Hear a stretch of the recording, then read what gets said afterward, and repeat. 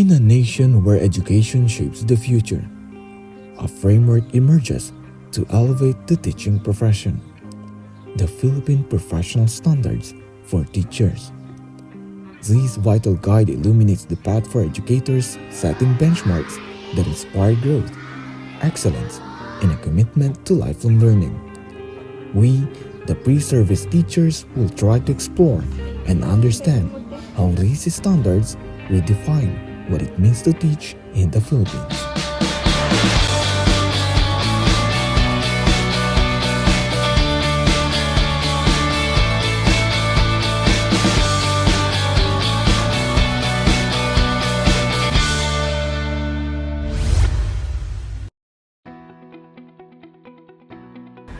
As an aspiring teacher, I believe it's essential to have a good grasp of both the subject matter and effective teaching methods. Knowing the content inside and out means I would be able to explain it well and answer any questions from the students, which helps build trust and engagement with them. And equally important is understanding pedagogy, or the art of teaching. By learning different strategies, I'll have the opportunity to reach students with various learning styles, whether they learn best through visuals, group activities, or hands-on projects. This variety keeps lessons interesting and helps everyone understand the material better. Reflecting on this, it's clear that knowing both the content and how to teach it makes a teacher and an aspiring teacher like me be more confident and enthusiastic, which positively impacts the students. Hence, I realized that continuous learning through workshops or attending seminars should not be neglected so that new teaching ideas will be planned out and executed thoroughly. As a future educator, I envision an effective classroom management as a balance between authority and respect, fostering a supportive and cooperative learning environment. My role extends beyond merely delivering lessons, and I strive to be a mentor and a trusted figure who builds meaningful connections with the students, grounded in trust and understanding. So, creating a calm and welcoming atmosphere is the center of my approach, as it encourages students to openly express their thoughts and ideas. This openness allows me to be better in understanding their needs and adapt my teaching methods to support their academic growth and overall success. While maintaining a clear boundaries in the teacher-student relationship, it is also essential for ensuring mutual respect and structure. I also believe in empowering students, providing opportunities for them to ask questions, share feedback, and contribute to classroom decisions not only boost their motivation, but also deepens their environment with the material, encouraging the students to connect lessons to their personal experiences, enhancing their critical thinking skills, and makes learning more relevant and impactful. And in order to meet the diverse needs of our students, I plan to employ a variety of teaching strategies, such as collaborative group work and hands-on activities. This approach ensures that every student has the opportunity to thrive in a dynamic, inclusive, and stimulating classroom environment that values their individuality and promotes their success. As a future educator, I realized the importance of recognizing and accommodating different learning styles in the classroom. Observing my students, I noticed that some thrive in group activities, benefiting from collaboration and idea exchange, while others preferred working independently to reflect and process information at their own pace. This diversity in learning preferences made me understand how essential it is to create the classroom that balances both group and individual activities to meet the needs of students. This insight aligns with the PPSC, particularly in Domain 2, Learning Environment, and the Domain 3, diversity of learnings by offering both collaborative and independent tasks. I can ensure that all students engage with the content in a way that suits them the best. This also ties the Domain 1, Content Knowledge and Pedagogy, as I must design lessons that are flexible and engaging for all learners. Moving forward, I plan to adopt a more flexible approach to teaching, incorporating a mix of group work and individual tasks. That this will allow all the students to demonstrate their strengths and understanding by using varied assessment methods, and I aim to create an inclusive learning environment that aligns with the PPST's focus on meeting the diverse needs of the learners. Reflecting on the role of teaching resources and technology in the curriculum, I see how important it is to balance traditional methods with modern tools.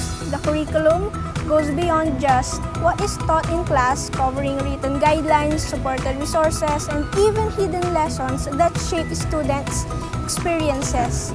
Each part works together to ensure students get a complete and meaningful education. Technology like PowerPoint, videos, and multimedia tools has transformed the way students learn. These tools make lessons more engaging, interactive, and easier to understand while catering to different learning styles. They encourage active participation, making the learning process more effective and enjoyable. At the same time, connecting lessons to clear learning goals ensures that teaching remains focused and purposeful. As a pre-service teacher, I feel inspired by the emphasis on creating an inclusive and supportive environment in the curriculum. It reminds me of the importance of fostering collaboration, respect for different perspectives, and making learning accessible to all. I am excited to carry these ideas in my own classroom, ensuring that my students experience a dynamic and well-rounded education. The importance of assessment and feedback in the learning process, I realized that effective assessment goes beyond testing knowledge, emphasizing how well learners apply concepts and demonstrate growth. One key to takeaway was understanding the value of constructive feedback, which helps learners recognize their strengths and identify areas for improvement. I focus on providing specific, actionable, and supportive feedback to help learners refine their skills. The value of combining different assessment methods such as formative and summative assessment to capture a more complete pictures of learners' progress also highlight. Assessment must align with course objectives to ensure they are relevant and fair. I recognize also the importance of delivering timely, clear feedback, balancing strengths and areas for growth, and reinforcing that assessment is not just about grading, but about supporting continuous improvement in the learning journey. During my observation at Basista National High School, the classroom environment was generally positive and engaging. The teacher arranged the sitting in groups, promoting collaboration and peer-to-peer interaction. The setup encouraged students to work together, share ideas, and learn from each other. The teacher's warm and supportive demeanor helped create an inclusive atmosphere where students felt comfortable participating and asking questions. However, there were a few areas where adjustments could enhance the learning experience. One observation that I have was that while the group seating arrangement worked well for collaborative activities, some students struggled with distractions during independent work. Providing a few quiet spaces for individual work could help students who need a quieter environment to focus. Additionally, while the teacher managed transitions effectively, there were times when students became off task during group work. Clear routines for transitioning between activities might help maintain focus and keep the classroom flow smooth. Another consideration was the differentiation of instructions. While the teacher engaged all students well, those who needed extra support during group activities could have benefited from more targeted guidance. Similarly, students who grasped the material quickly could have had more opportunities for enrichment activities. Although resources were generally sufficient, there were moments when students had to wait for materials, causing slight disruptions.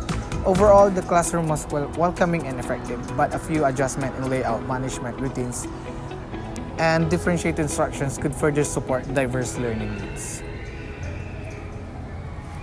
In my classroom observation, I will establish essential rules and procedures to maintain discipline and create a positive learning environment. First and foremost, I want to foster a respectful and inclusive atmosphere where every student's voice is valued. I will encourage my students to actively listen when others speak and wait their turn to contribute.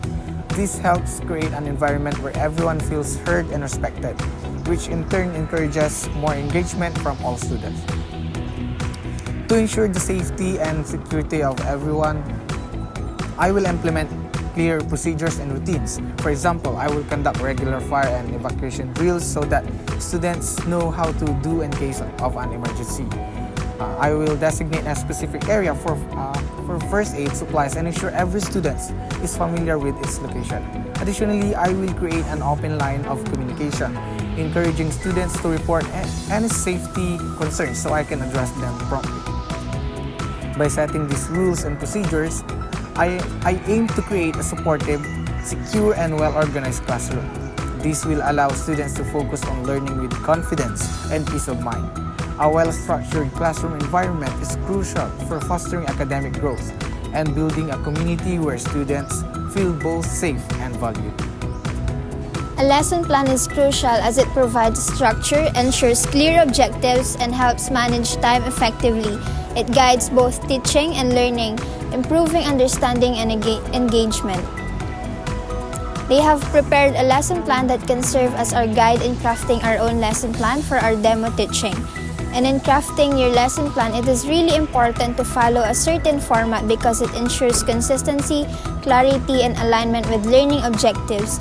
It helps organize content, strategies, and assessments effectively, making the lesson easier to implement and evaluate. While crafting our group's lesson plan, we realized that creating a lesson plan comes with several challenges. One major difficulty is aligning the objectives with activities and assessments to ensure effective learning. Catering to the diverse needs of the students, such as varying learning styles and abilities, can also be complex. Time management is another challenge, as it requires balancing content delivery with interactive activities within a limited period. Additionally, anticipating potential challenges like student disengagement or unexpected questions requires flexibility and foresight. Despite these challenges, developing a lesson plan is also essential for organized and successful teaching. And over time, experience and practice will make the process smoother. In preparing our demo teaching, our group incorporated approaches which will enhance the learning experience by catering to diverse student needs and learning styles. It helps make lessons more engaging, effective, and adaptable, ensuring students grasp concepts deeply and apply them meaningfully. We've learned from our resource teacher that we should make our students use their critical thinking. We also observed that Sir JV used the question and answer technique, and it was really effective because it made the students think and focus. Our group decided to make it student-centered because it is the advice of Sir JV. Furthermore, student-centered learning is highly effective as it promotes active engagement, critical thinking, and collaboration. It allows students to take ownership of their learning, catering to their interests and needs, and this approach fosters deeper understanding, enhances problem-solving skills, and prepares students for real-world challenges. In order to make our demo teaching successful and help the students grasp the lesson, we've both used non-digital and digital teaching aids. And using both non-digital and digital teaching aids is important because they complement each other and cater to different learning styles. We used charts for non-digital aids, and for digital aids, we included videos in our PowerPoint presentation. Combining both digital and non-digital ensures a more comprehensive, diverse, and effective learning experience.